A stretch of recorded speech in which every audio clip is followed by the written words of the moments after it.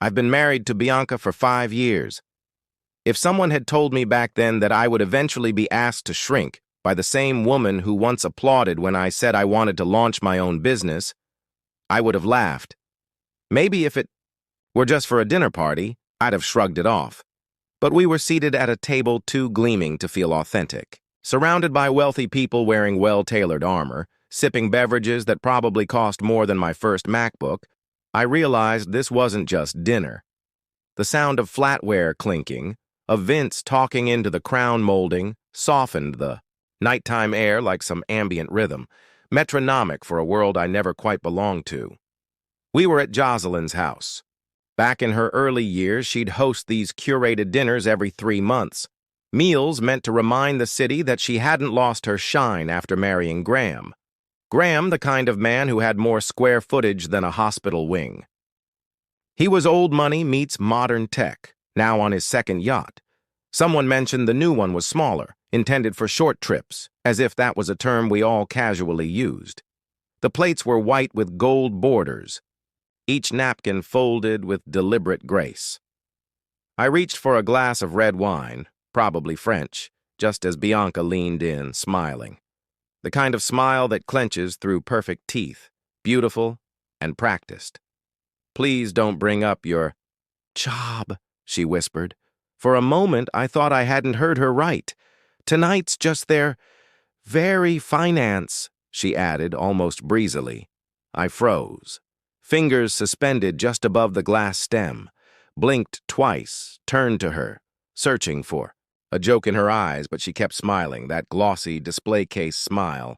The kind that had shown up more and more ever since Jocelyn returned to our lives with her hand-picked friends, her curated meals, her surgically chosen viewpoints. "Yes," I murmured, voice low. She didn't seem to notice the pause in my response. Or maybe she did, and chose to ignore it. She didn't see the co-founder of Biometric Health, the medical diagnostics company I'd built from ramen and whiteboards. 3 years of missed holidays and sleepless nights. Just last month, we'd hit a major milestone, filed a patent for a device that could change early cancer detection.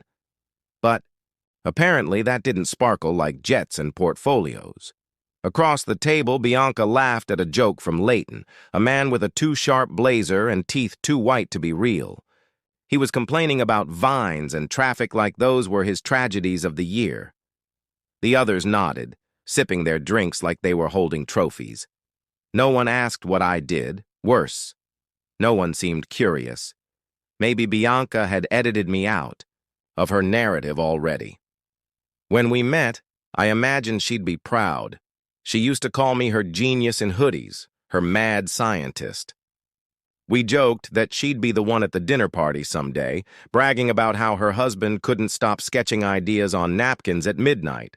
But not tonight. Tonight, I was just wallpaper. So I sat through the courses, smiled when appropriate, nodded on cue. When dessert came, some weightless puff of sugar that looked like beauty and tasted like air, I was thinking about my team, about Samir, our engineer, who'd sold his car to buy new testing equipment, about the spreadsheet I meant to finish before dinner. And then I remembered Bianca had asked me to hide that part of myself. For aesthetics. As the evening ended, she slipped her arm through mine. "Didn't that go well?" "Everyone was amazing," she said. I just nodded. I didn't tell her how small I'd felt all night. Not because of them, but because of her. She asked me not to walk her to the car, walked ahead on clacking heels. One step ahead, I kept my hands in my pockets, replaying her whisper over and over. "Please don't bring up your job."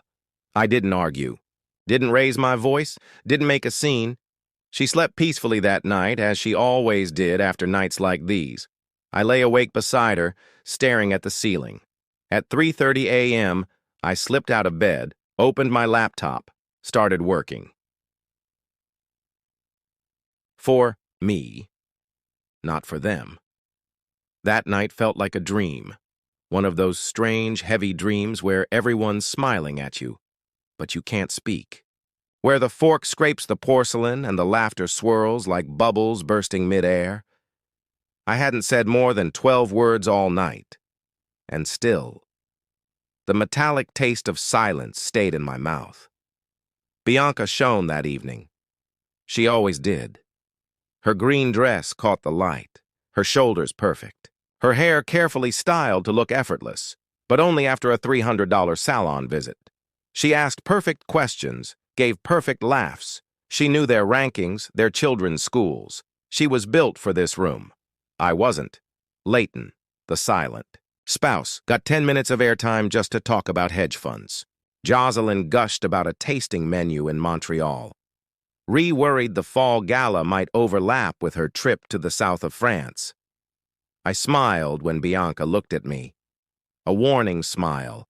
Remember the rule. And the longer I sat there, the more I realized how much of myself I'd erased. By the final course, I was a ghost with a fork. On the terrace afterward, I trailed behind her like a shadow. I watched as she tucked her hair behind her ear and giggled at something Graham said. She looked satisfied, but she wasn't happy. The skyline blinked behind her like a million eyes.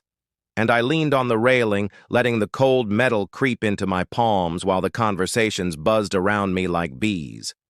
No one looked my way. Not once. Jealousy is loud and hot, but I wasn't jealous. I felt something colder, something quieter, as if I was vanishing in plain sight. Bianca talked to Jocelyn about a new art gallery opening, never once mentioned me, never once said, "You should hear what Cyrus is working on." I helped her into her coat, opened the car door. The driver nodded. Bianca was already texting someone. Her screen lit up her cheek. "Joss is great," she said, kicking off her heels and placing her feet on the seat. "Did you see her dress? That was Dior vintage." I replied, "Nice." She talked about villas in Tuscany, about recording studios, built for visiting brothers, about galas and curated nights and elevated guest lists. Eventually, I just stared out the window, let the city lights pass like lazy stars. She went straight to bed after we got home, kissed me out of habit. "Thank you for being so wonderful tonight," she said, unaware of the irony. I stayed in bed a while, then quietly rose and walked barefoot into the living room. The cold hardwood floor met me like an old friend. I opened my laptop. There was a new note from Samir, an update on sensor calibration. I reviewed the numbers, adjusted our forecasts.